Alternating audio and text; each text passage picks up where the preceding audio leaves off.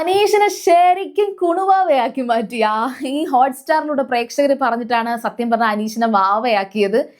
എത്ര നേരത്തെ കാണുന്ന ആദ്യം അനൗൺസ് ചെയ്തപ്പോൾ ഞാൻ പെട്ടുപോയി. ഇന്നത്തെ ദിവസം മുഴുവൻ അനീഷ് അങ്ങനെയാണോ നിൽക്കാൻ പോകുന്നത് എന്നൊക്കെ ഓർത്തിട്ട്. ഏതായാലും ശരി, അനീഷ് അത് ആ ഒരു പക്വതയോടെ തന്നെ ആ ഒരു വാവയായി. പക്ഷേ കയ്യിൽ പോയപ്പോഴത്തേക്കും ബിഗ് ബോസ് ആ ടാസ്ക് അതങ്ങ് വേണ്ടാന്ന് വെച്ചു. സംഭവം എന്ന് വെച്ചാൽ രാവിലെ അവരുടെ മോർണിംഗ് ടാസ്കിനെ കുറിച്ചൊക്കെ പറഞ്ഞതിന് ശേഷം അനീഷിനെ ഹോട്ട്സ്റ്റാറിൽ പ്രേക്ഷകർ തെരഞ്ഞെടുത്ത ഒരു കാറ്റഗറിയിലേക്ക് പറയാണ്. അനീഷ് അവിടുത്തെ ക്യൂട്ട് ബേബി ആയിട്ടിരിക്കണം. എനിക്ക് തോന്നിയ ഒരു കാര്യം ഞാൻ പറയാം. അനീഷിനെ ഈ പ്രേക്ഷകർ അങ്ങനെ സെലക്ട് ചെയ്തതിന്റെ റീസൺ എന്ന് പറയുന്നത്, അനീഷ് നിസാര കാര്യത്തിന് വാശി പിടിക്കും. എനിക്ക് ആ ചെയർ വേണം, എനിക്ക് ആ ചെയർ വേണം എന്ന് പറഞ്ഞ് വാശി പിടിക്കും. ബെഡിനകത്ത് പേരൊട്ടിച്ചത് ഇളക്കി മാറ്റിയതിന്റെ പേരിൽ അനീഷ് വാശി പറഞ്ഞിട്ടുണ്ട്, അങ്ങനെ ദേഷ്യപ്പെട്ടിട്ടുണ്ട്. സോ അതുകൊണ്ടായിരിക്കാം പ്രേക്ഷകർക്ക് എല്ലാവർക്കും അനീഷിനെ ഒരു വാവയായിട്ട് തോന്നിയതെന്ന് തോന്നുന്നു.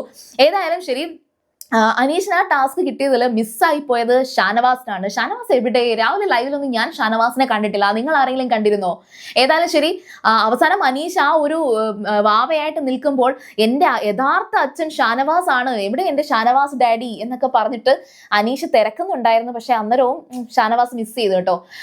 സംഭവം എന്ന് വെച്ചാൽ ഈ ആദ്യം തന്നെ ഇങ്ങനൊരു അവസ്ഥ കിട്ടിയപ്പോഴത്തേക്ക്, ഈ ഒരു അവസ്ഥയാണ് കേട്ടോ, ദുരവസ്ഥയായിരുന്നു. അനീഷ് വാവയായപ്പോഴത്തേക്ക് അമ്മയായിട്ട് ആദ്യം തന്നെ നെവിൻ അങ്ങ് കയ്യേറി.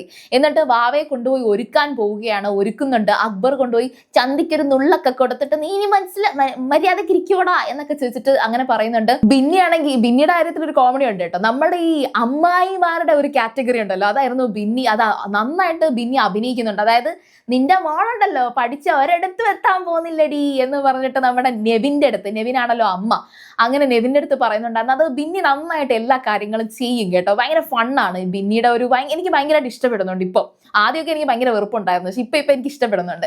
അങ്ങനെ നെവിനാണെങ്കിൽ അമ്മയാണെന്ന് പറഞ്ഞിട്ട് ഈ കൊച്ചിനെയും കൊണ്ട് നടക്കുകയാണ്, അനീഷ് വാവേനെയും കൊണ്ട് നടക്കുകയാണ്.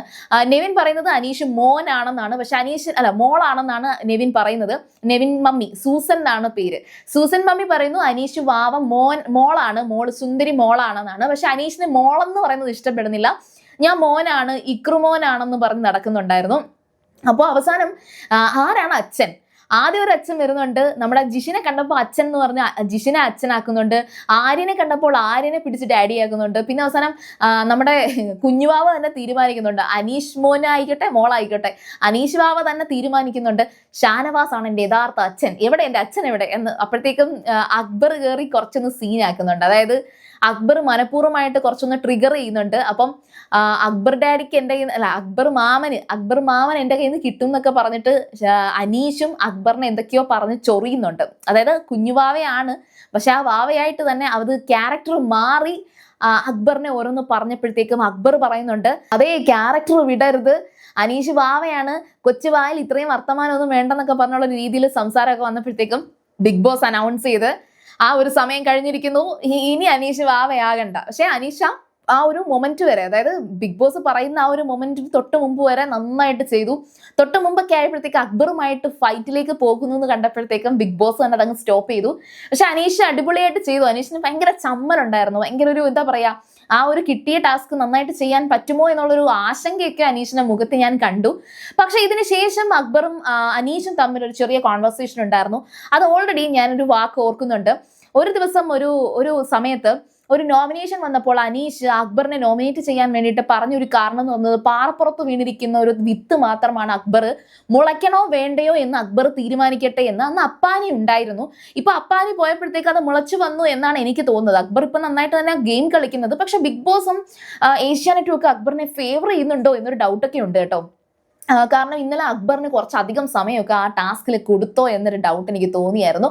അപ്പോൾ ഇന്നും ഇതേ കണക്കൊരു കോൺവെർസേഷൻ അനീഷും അക്ബറും തമ്മിൽ നടക്കുകയാണ്.